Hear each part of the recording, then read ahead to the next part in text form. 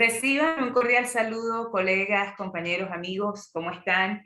Les habla Carmen Barras, soy licenciada en Trabajo Social, egresada de la Universidad Central de Venezuela.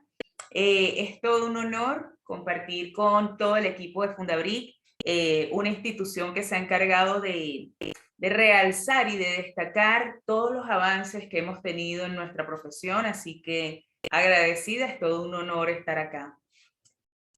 Para el día de hoy, bueno, vamos a estar hablando del trabajo social de casos. A mí me gusta denominarlo también estudio social de casos, pero realmente es el trabajo social de casos, ¿no? Y hablar de trabajo social de casos implica un abordaje de diversas áreas en las que se vincula el individuo, desde lo familiar hasta lo laboral. En este sentido, pues quiero compartirles una frase que la tienen allí en pantalla y se las voy a leer, ¿no?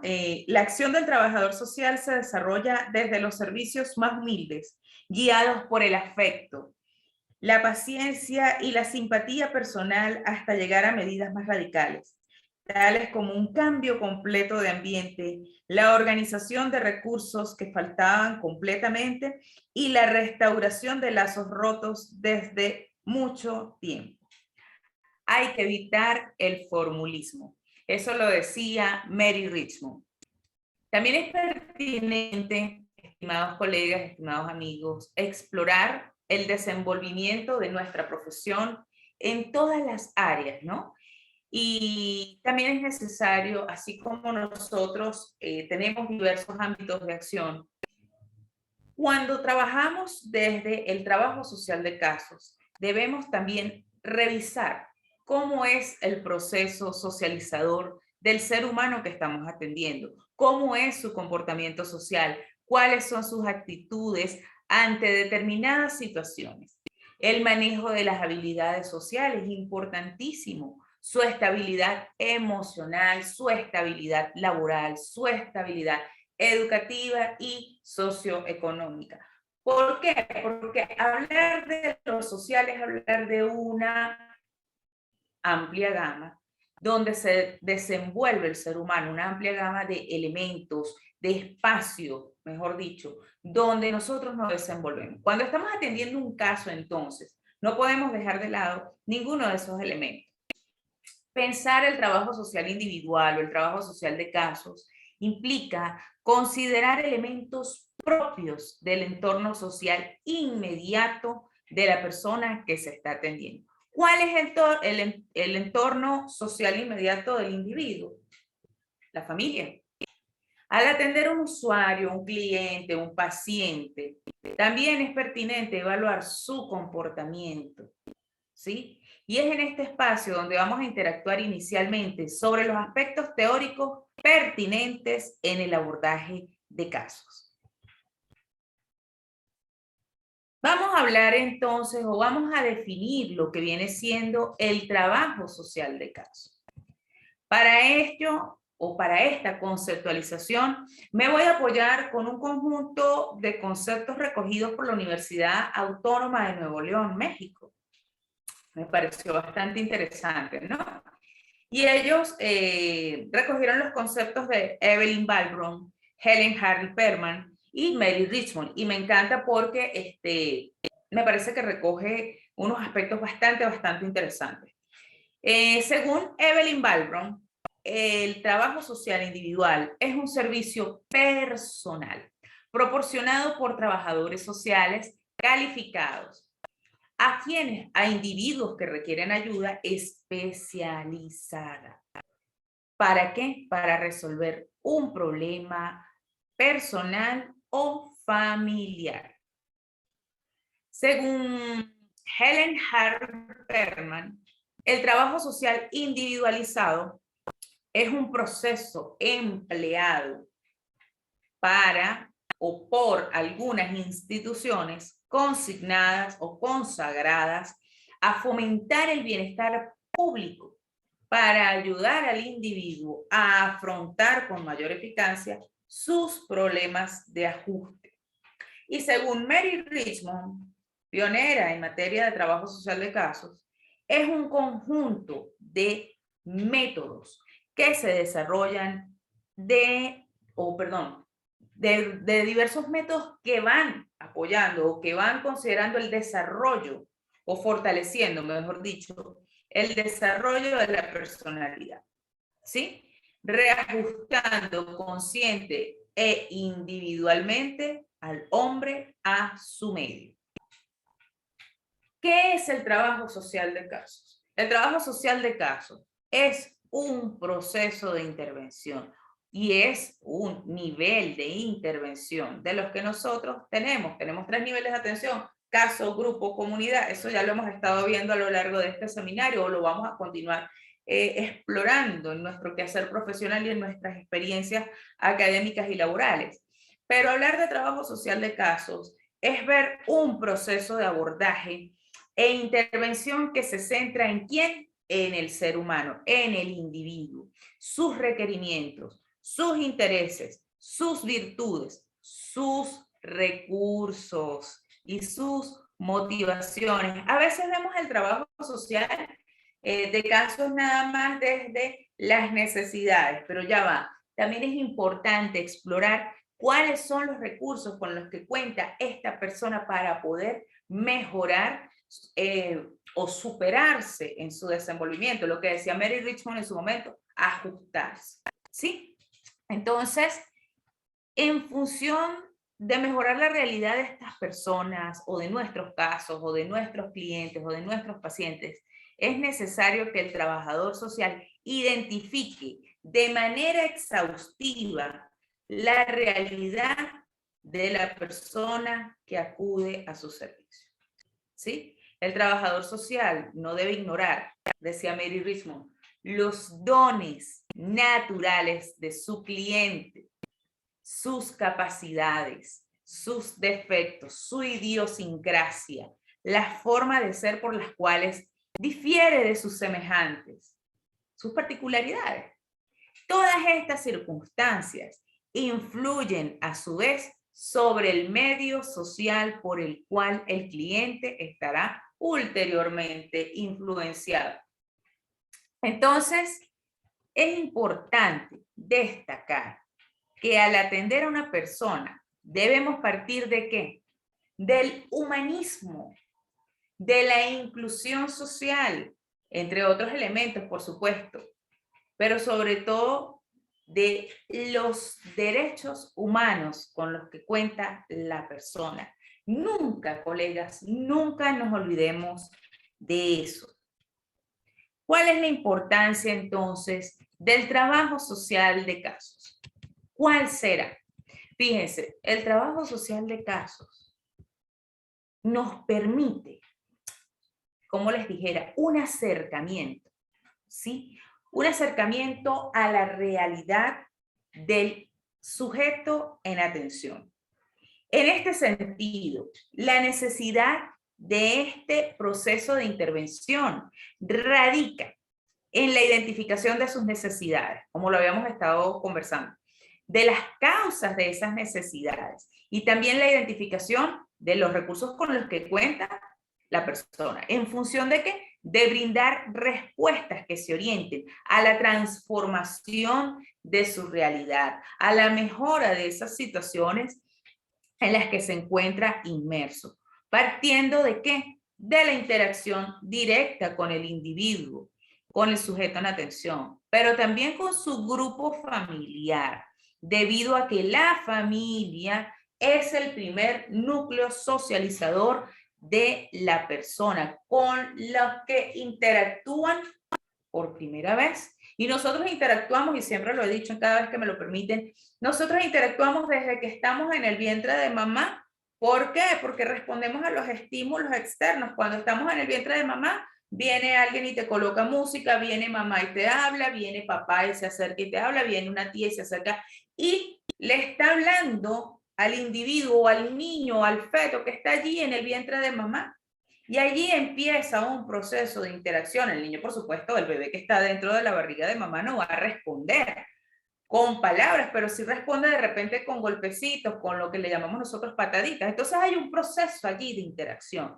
Entonces, no podemos dejar de lado ese primer núcleo socializador del individuo. Cuando estamos atendiendo un caso, tendríamos que explorar también cuál es la realidad de su grupo familiar y explorar un poco, porque allí pudiera partir el origen, de las situaciones que el cliente, paciente o usuario esté presentándole a usted en entrevista.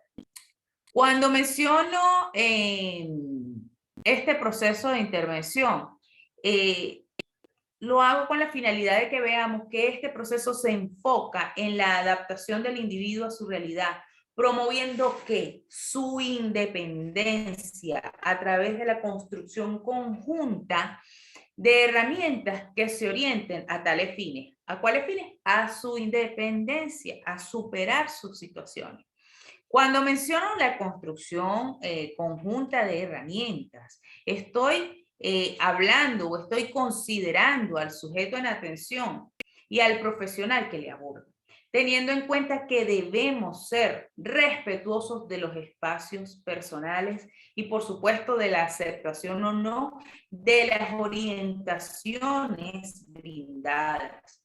No podemos, por supuesto, imponer una orientación. No podemos obligar a una persona a tomar una u otra decisión, pero lo que sí podemos hacer, colegas, es orientar, por supuesto, motivar, educar y recomendar o sugerir alternativas a la situación por la cual acuden a nuestra consulta, pero haciendo siempre partícipes a nuestros usuarios o a nuestros clientes de su proceso transformador. Entonces, ¿será importante o no será importante el trabajo social de casos? Yo creo que sí. En este sentido, vamos a caracterizar el trabajo social de casos. ¿Sí? Recordemos que el tema de este momento es introducción al trabajo social de casos. Entonces, si vamos a hablar de la introducción del trabajo social de casos, vamos a hablar de las características del trabajo social de casos. Me apoyé con unas reflexiones que hacen Fernández y Ponce de León, que nos describen que hay unas características o particularidades propias de la intervención del trabajo social de casos, y es el carácter flexible. Allí lo tienen en la lámina. El carácter flexible y dinámico de la realidad que pretende explicar. Cada caso social individual será único, exclusivo y dinámico. ¿Sí? Nuestro método de trabajo deberá ser entonces, o nuestra intervención de trabajo, perdónenme ustedes, debe ser metódica, flexible, recursiva. ¿Qué significará esto de recursivo? Bueno, lo que hablábamos hace rato, lo que menciona Mary Richmond, identificar los recursos que tiene el individuo, pero también identificar los recursos que tienes tú como profesional y que tiene la institución en la que te encuentras para construir o para acompañar o para dar respuesta a la situación que se les esté presentando. Entonces, por eso decimos que el trabajo social individual o de casos es recursivo. Bueno, lo dicen los autores Fernández y Ponce de León. Además, deberá contar con un suficiente rigor científico. A veces nos dicen, no, ser trabajador social es fácil. No, no, no, no es fácil. Hay una serie de métodos o hay una serie de técnicas e instrumentos que hay que aplicar para poder construir un diagnóstico, dar respuesta a ese diagnóstico y partiendo de allí mejorar o transformar una realidad. Entonces, es necesario, por supuesto, este rigor científico que permita la actividad racional del trabajador social. ¿Para qué? Para la elaboración de su intervención, permitiendo intercalar los conocimientos y las teorías de otras ciencias. Entonces es necesario, porque nosotros los trabajadores sociales somos muy integrales y muy integradores a la vez. Siempre lo digo, el trabajo social es integral y es integrador. Discúlpenme ustedes, se me desactivó la pantalla un momento, pero vuelvo acá. Entonces, en este sentido, podemos sintetizar que el trabajo social de casos tiene las siguientes características, y es que es recursivo, como lo habíamos estado diciendo, se maneja con flexibilidad y tiene dinamismo. El trabajo social de casos tiene dinamismo porque, fíjense, yo comparo mucho nuestra carrera con lo que viene siendo la informática. ¿Por qué? Porque tenemos que estar siempre actualizados. Siempre, siempre, siempre. Tenemos que estar acorde a la realidad que se nos presenta. Acorde a lo que nosotros vamos viendo. Nuestra realidad, nos dicen, es dinámica y es cambiante. Y es así. Nuestra intervención profesional entonces debe ser dinámica y cambiante. Ahora bien, este dinamismo que se presenta en nuestra sociedad o que estamos viviendo, fíjense, hasta hace poco teníamos una normalidad porque no teníamos una pandemia. Se presenta la pandemia. ¿Qué hay ahora? ¿Qué se nos presenta ahora? Bueno, nos toca aprender y ajustarnos a una realidad distinta. Nos tocó usar tapabocas cuando nosotros de repente nunca imaginamos usar un tapabocas a menos que fuésemos a entrar a un recinto hospitalario o algo así. Y nos tocó, señores, señoras, aprender a usar el Zoom como estrategia o como herramienta educativa. Nos tocó. Entonces, ¿qué hacer? Pues nada, adaptarnos. ¿Qué nos toca a nosotros trabajadores sociales?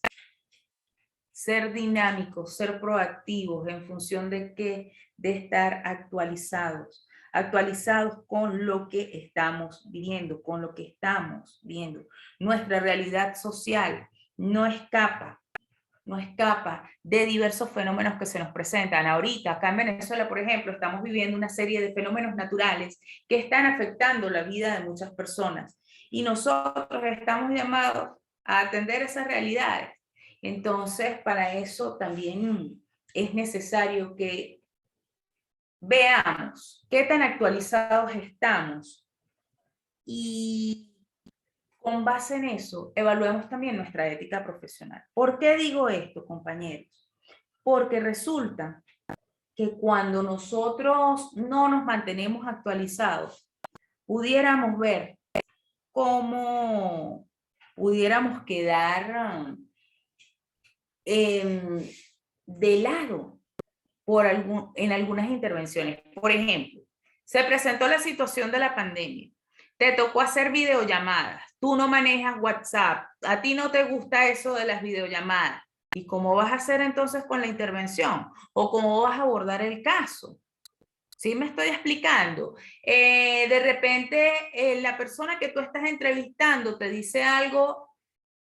Ahorita, por ejemplo, los videojuegos, que los muchachos te dicen, o los jóvenes, o las personas adultas también, contemporáneas con nosotros, te digan, no, mira, es que yo estoy jugando tal cosa. Entonces, alguien de afuera te diga, no, ese juego es bélico, es peligroso, es tal cosa y tal cosa. Y resulta que tú no has explorado esa realidad, tú no has visto cómo es la dinámica de la población gamer, por ejemplo. Entonces, es necesario que nosotros estemos al día con los casos que nos llegan, con los casos que se nos presentan.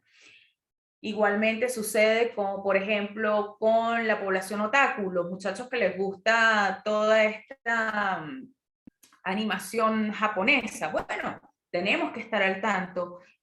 No digo que exploremos todo, pero cuando nos llegue un caso, exploremos su realidad y veamos por qué de repente manifiesta o se refugia en esos espacios, qué pudiera estar pasando allí para que pudiéramos estar nosotros entonces haciendo una intervención lo más acertada posible. Espero haberme explicado con estos ejemplos.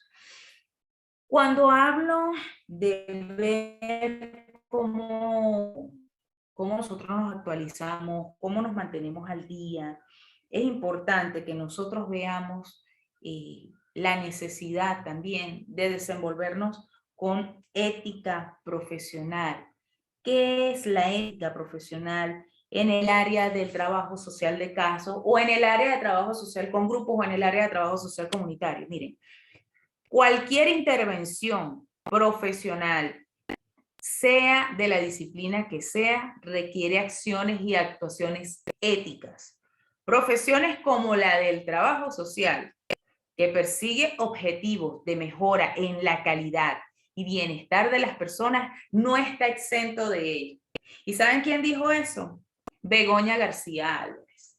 Entonces, si eso lo dijo este colega, pues yo se los quiero compartir.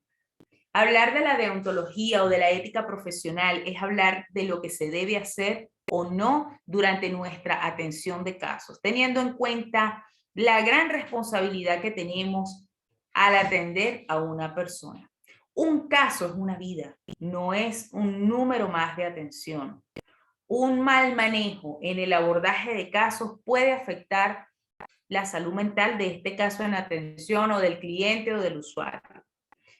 Puede afectar la salud física si nos tardamos al momento de hacer una intervención. Si estamos en el ámbito hospitalario y nos tardamos en un proceso, de repente aprobar o elaborar un informe para que al paciente se le traslade para algún lugar o para que al paciente se le otorgue un suministro, si nos tardamos en eso, estamos afectando la vida de ese paciente. Entonces, es importante que veamos a nuestros casos, y eso yo sé que ustedes coincidirán conmigo en esto, de que un caso es una vida, no es una estadística más.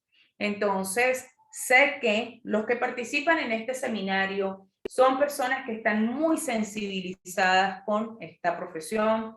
Yo siempre he dicho que el trabajo social es una carrera que te atrapa, que te enamora y que en la medida en la que tú vas desenvolviéndote, pues te enamoras más de la misma. Entonces, consideremos siempre la ética profesional. Por eso yo hago este pequeño apartado en este seminario para enfatizar en que no debemos ser negligentes en la atención. Es entendible que nuestros servicios están colapsados y que muchas veces se nos hace cuesta arriba lograr atender a todas las personas, pero caramba, no debemos dejar de lado el trato cordial, oportuno y sobre todo responsable a nuestros sujetos de atención. No dejemos eso de lado. Tengo dificultades para presentar las láminas, sin embargo, ahora se las voy a presentar desde acá, desde el PC, para que puedan tenerlas, ¿no? Vamos a hablar un poco, ya que estamos haciendo esta introducción, ya hablamos de la conceptualización, ya hablamos de la importancia, y ahora acabamos de hablar de la ética de nuestro quehacer profesional o de nuestro desenvolvimiento. Pero ahora quisiera que habláramos un poco de la metodología del trabajo social con casos. Fernández y Ponce de León, que me encantan, nos presentan un esquema, yo se los voy a presentar ahora al final, bastante interesante, basado en ¿qué? En los pasos del método científico. Este esquema lo presentan en dos fases. La primera fase tiene que ver con la investigación diagnóstico, perdón, que implica la exploración del caso, ¿sí? La detección de necesidades y problemas. ¿Qué implica qué?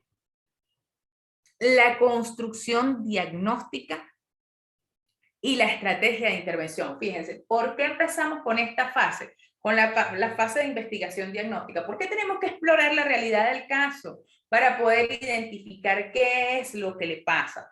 Necesidades, lo reitero, ¿no? Necesidades, situaciones, problemas, recursos.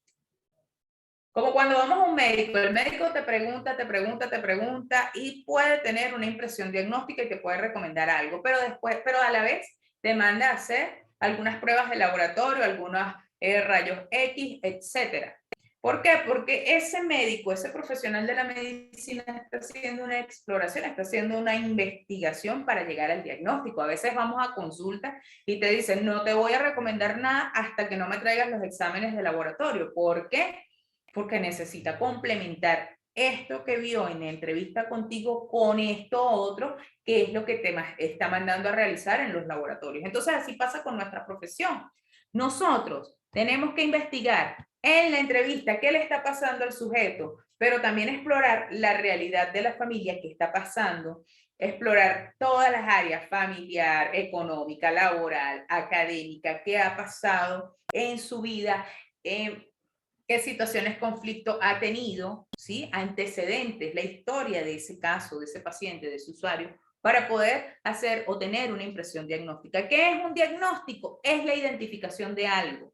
Y para nosotros ese algo es en lo que vamos a intervenir. Entonces, por eso me apoyo con esta primera fase, que es la investigación diagnóstica, que implica la exploración del caso, la detección, por supuesto, de sus necesidades, los problemas, que implican la construcción entonces del diagnóstico y la estrategia de intervención, la unidad de análisis, las variables de la descripción del caso y su grupo familiar, así como las variables que los caracteriza, la recogida y análisis de datos a través de las técnicas e instrumentos de recolección de la información y las conclusiones de la investigación, ¿sí? Después de esto viene una segunda fase que sería ya la intervención, determinación del núcleo en el cual ya se establece el plan de acción, lo que nosotros llamamos el plan de acción, que es la programación de la intervención, en la cual se va estructurando el proceso, ¿sí? La determinación de las unidades y las actividades a desarrollar durante el proceso de intervención. ¿Para qué? Para luego llegar a la fase de la evaluación o a la subfase de evaluación de todo el proceso. Evaluemos pues a qué se llegó, cuáles fueron los acuerdos o los compromisos o cuál fue la respuesta que se dio y en función de eso pues nosotros cerramos el caso en atención.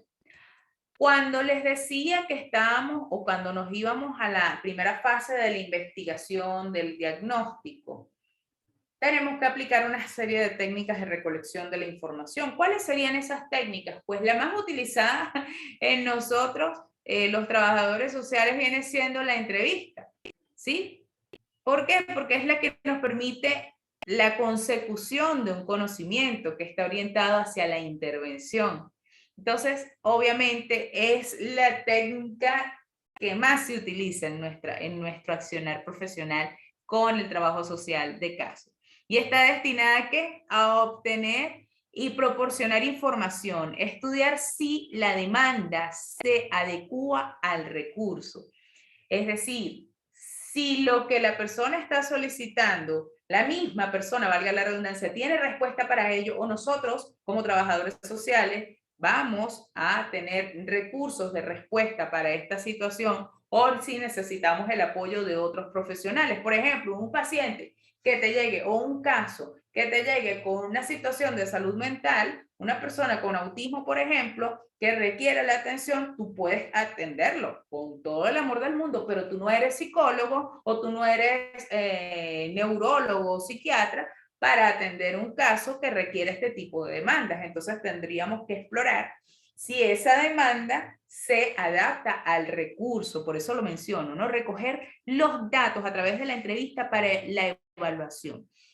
Por supuesto, esto lo estoy diciendo con base en lo que manifiesta la autora Martín Aranaga en el 2018. Entonces, como bien sabemos, la entrevista nos permite identificar aspectos desde la fuente directa. ¿Quién es la fuente directa? En nuestro caso, en atención.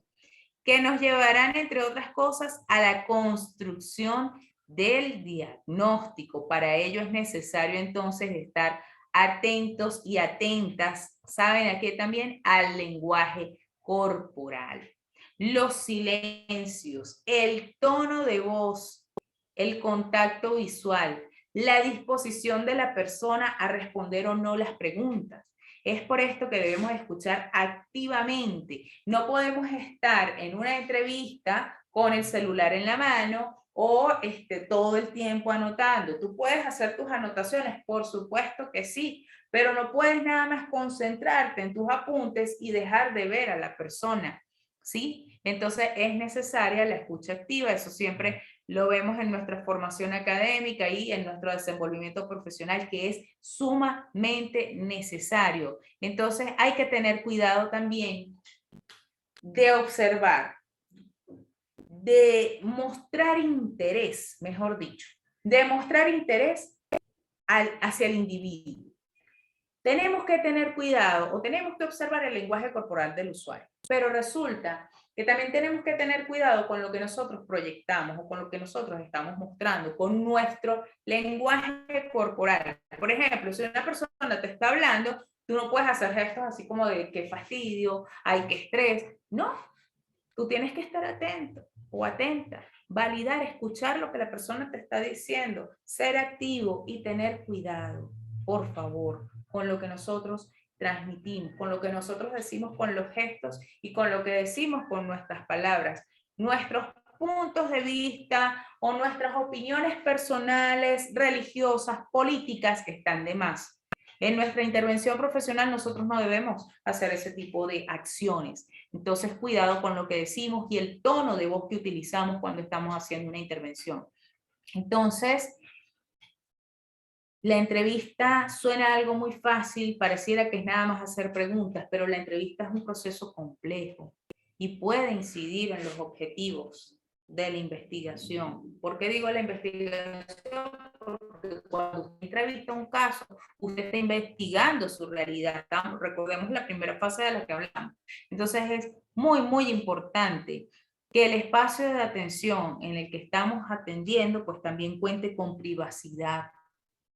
Nosotros no podemos hacer una entrevista o no deberíamos hacer una entrevista al aire libre. A mí me ha pasado que de repente, yo trabajo en un hospital, había olvidado mencionarles eso, trabajo en un hospital y trabajo en una fundación. Entonces, cuando trabajo en el hospital, a veces en los pasillos me aborda algún paciente y me quiere decir cosas de su vida personal y simplemente le digo, como no, véngase a mi consultorio y aquí conversamos. ¿Por qué? Porque yo no puedo permitir que esa persona exponga su vida o toda su privacidad, su intimidad ante otras personas que no sabemos quiénes son, que pueden utilizar o que pueden hacer con esa información que la persona está dando. Entonces tenemos que tener mucho cuidado. A veces pasa también. Yo trabajé 7 años en un centro de rehabilitación de personas con adicciones y me llegó a pasar que llevaba al paciente a mi consultorio y el familiar se ponía detrás de la puerta.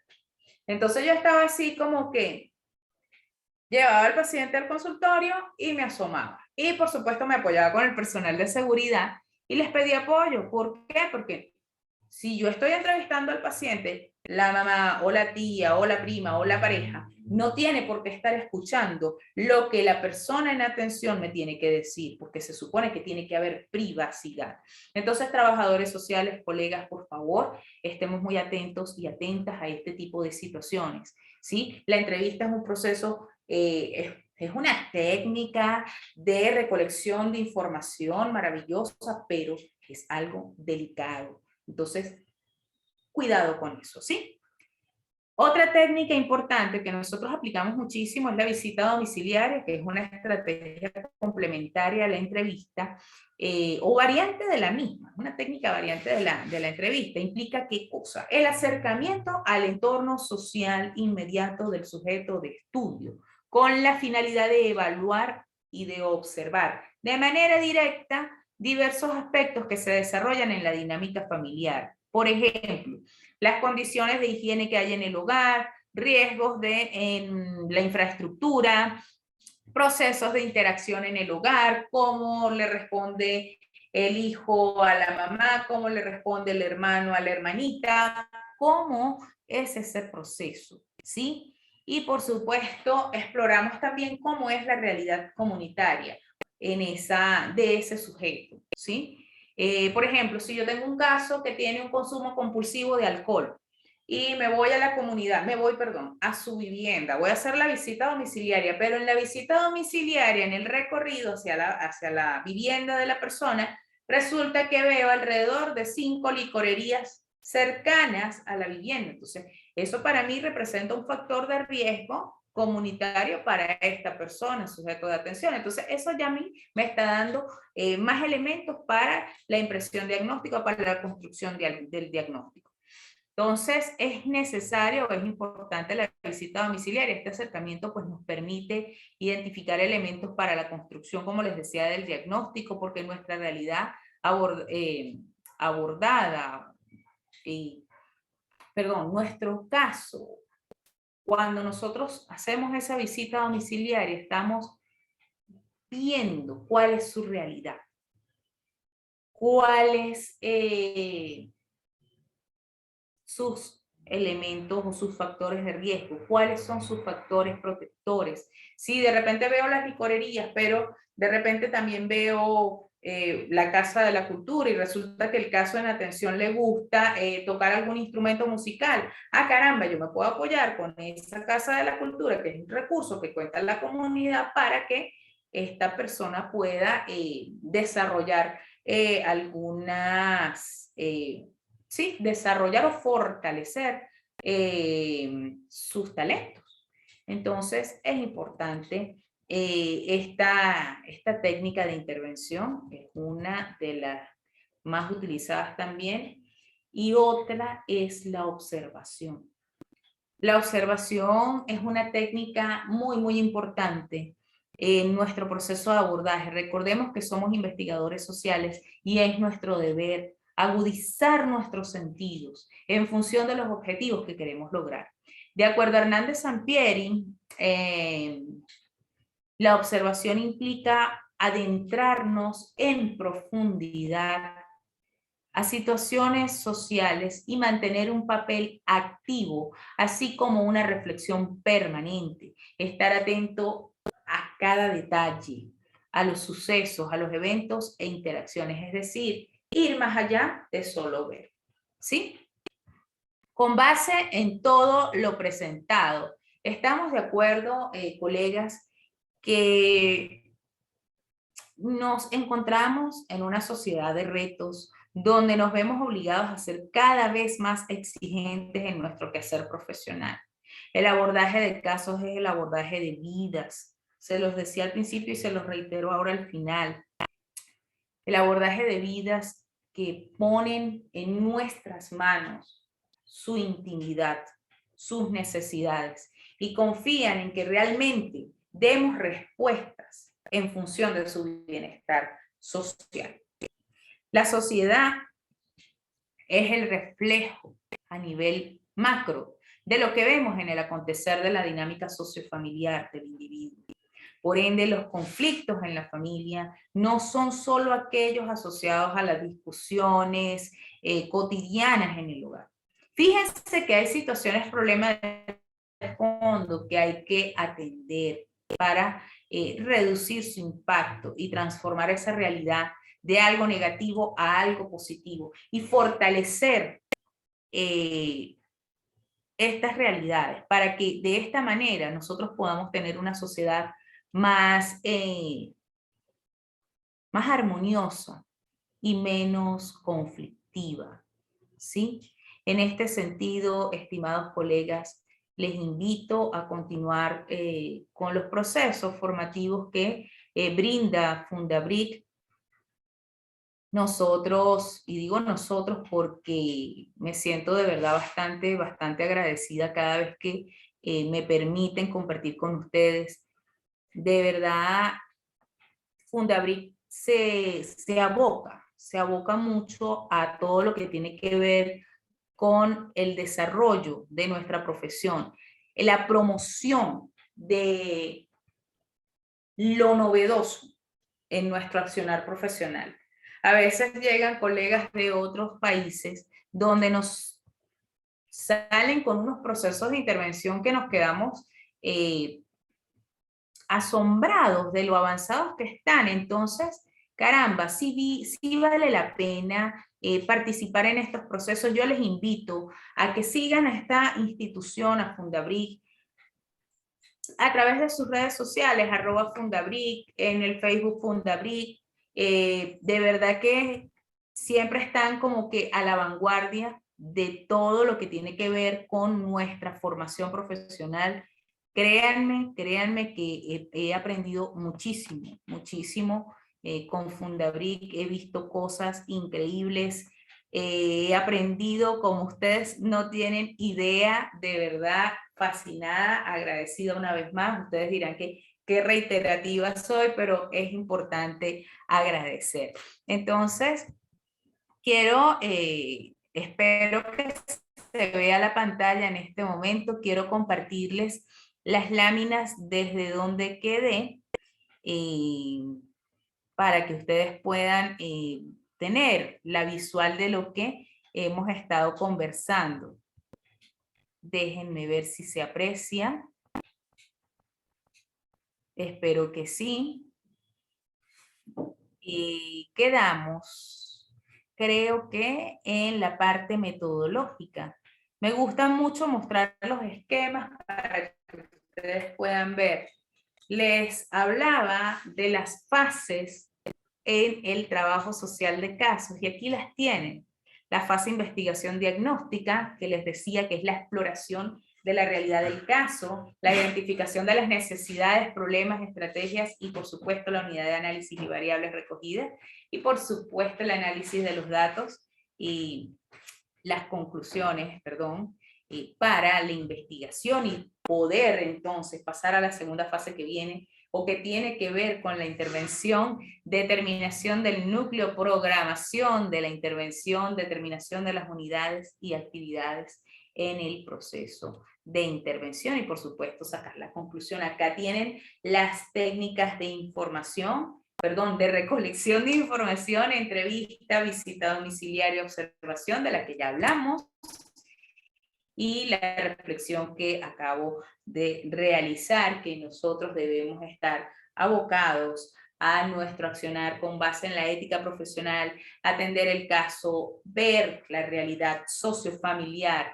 socioacadémica, laboral, legal de nuestros casos en atención, porque a veces tenemos casos que tienen conflictos con la ley o tenemos personas sobrevivientes de violencia basada en género que pudieran tener medidas de protección. Entonces tenemos que explorar todas esas realidades para nosotros poder dar unas respuestas que realmente se ajusten a las mismas. Y quiero dejarles esta reflexión, no quería decir esto, si no podemos cambiar la situación a la que nos estamos enfrentando, el reto consiste en cambiarnos a nosotros. Y esto tiene que ver con mantenernos actualizados en nuestra formación profesional. Que tengan un maravilloso domingo, que la pasen súper bien y espero que podamos encontrarnos en otros espacios. Sigamos creciendo como profesionales. Es lo único que les puedo decir por el momento. Agradecida con ustedes por su atención. De verdad que estén muy bien.